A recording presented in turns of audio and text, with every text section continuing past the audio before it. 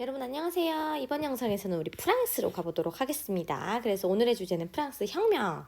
이 프랑스 혁명은 우리가 시민혁명, 시민들이 일으킨 혁명을 얘기할 때 가장 대표적으로 나오는 사건이죠. 그래서 되게 유명한, 프랑스는 혁명의 나라로도 유명한데 그 이야기를 한번 해보도록 할게요.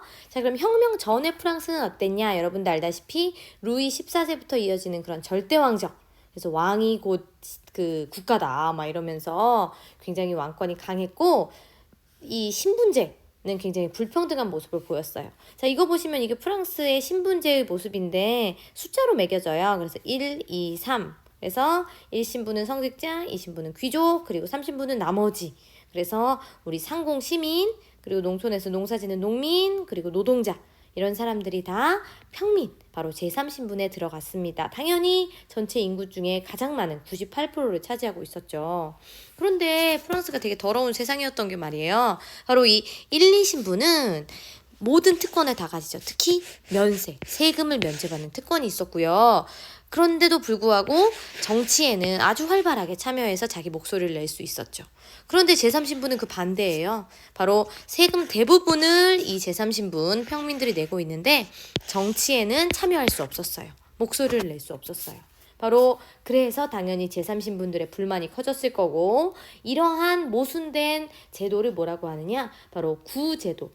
프랑스 구, 옛 구자죠. 그래서 옛 제도의 모순이라고 하죠. 프랑스 말로는 앙시엥 레짐이라고 하는데, 바로 이 구제도의 모순을 깨부수는 그것이 바로 프랑스 혁명인 거죠.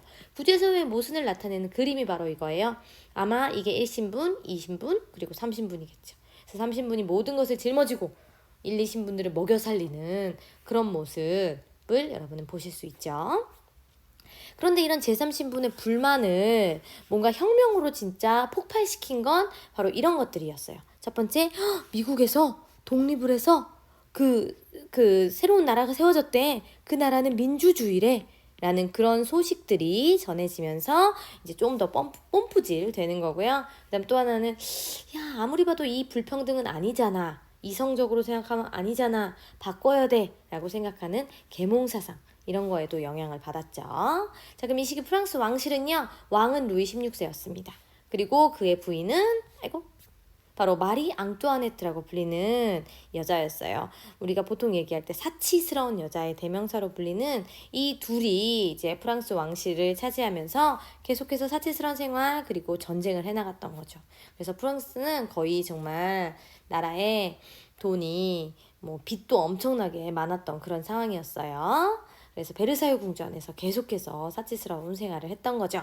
자, 그러니까 이 루이 16세가요, 돈이 필요해집니다. 그러려면 사람들을 불러 모아야겠죠. 그래서 세금을 내세요라고 해야겠죠.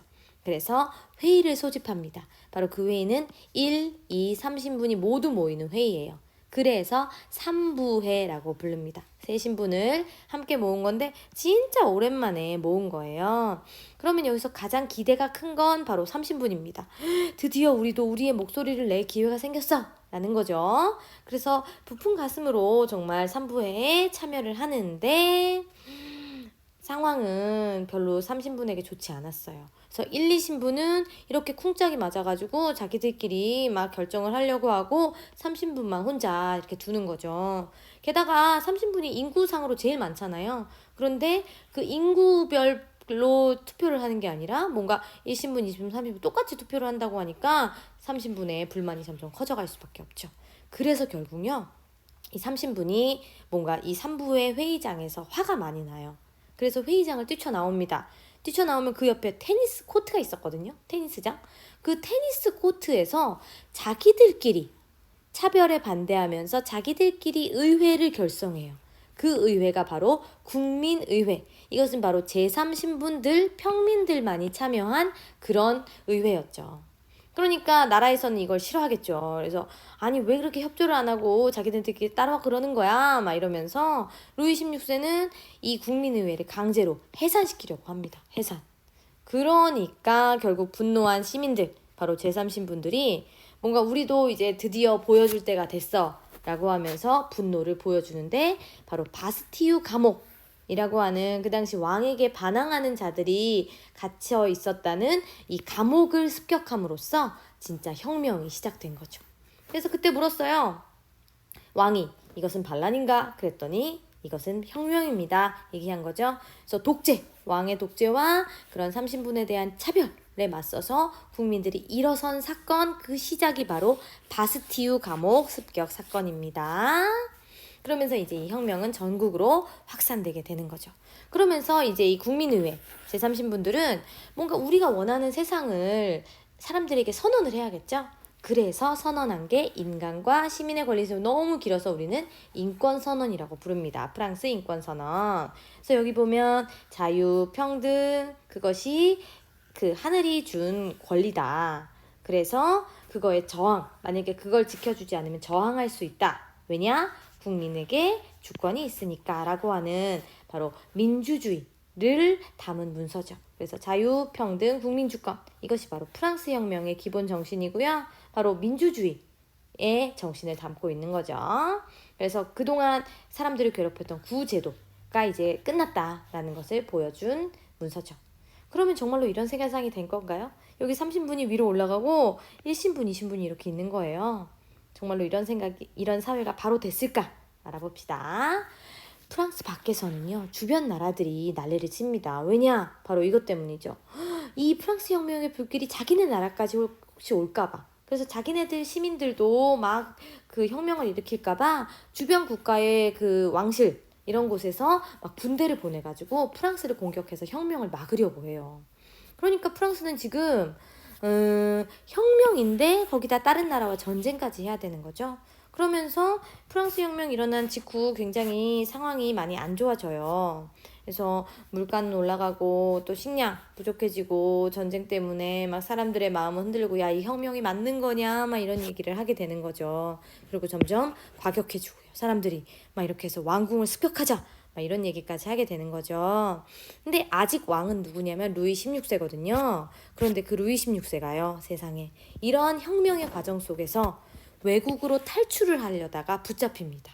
왕과 왕비가 딱 걸린 거죠. 뭔가 자기네들이 이제 몸을 피하려고 안전한 곳으로 가려고 하다가 붙잡힌 거죠.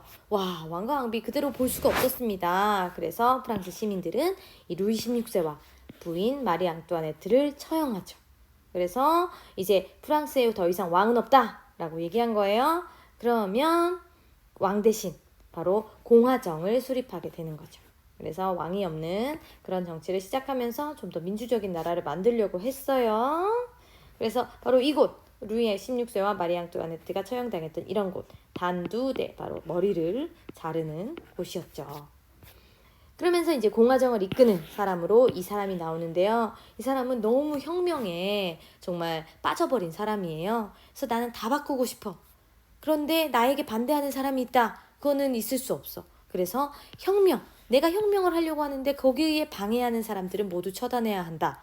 그래서 혁명기의 혼란을 극복하기 위해서는 공포가 필요하다. 바로 공포 정치를 해나가는 거죠.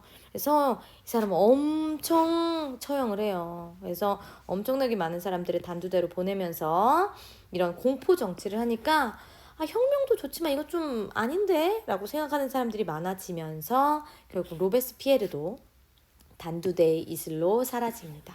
뭐 로베스피에르도 처형당해요. 그러면서 이제 다시 뭐 5명의 총재가 나와서 정치를 해보고 하는데 또 이게 또 5명이니까 너무 많아가지고 잘 안 돼요.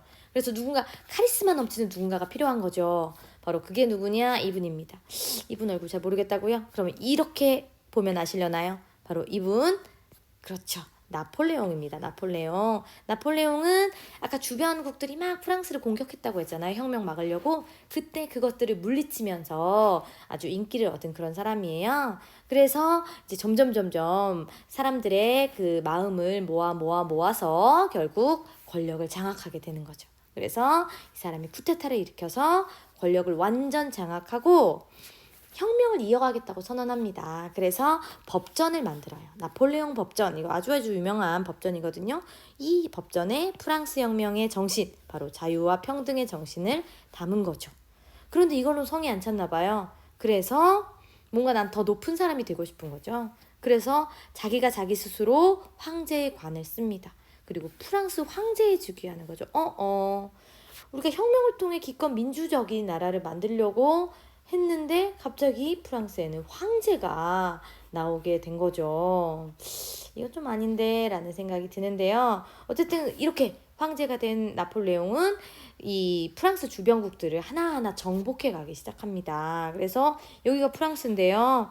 이 옆에 정복된 국가, 여기도 정복되고요. 여기도 정복되고, 그래서 에스파냐, 독일 뭐 이런 데 다 이탈리아 다 정복돼요. 그리고 동맹국, 정복을 못하면 동맹이라도 맺어서 이렇게 거의 전 유럽을 정복하는데요.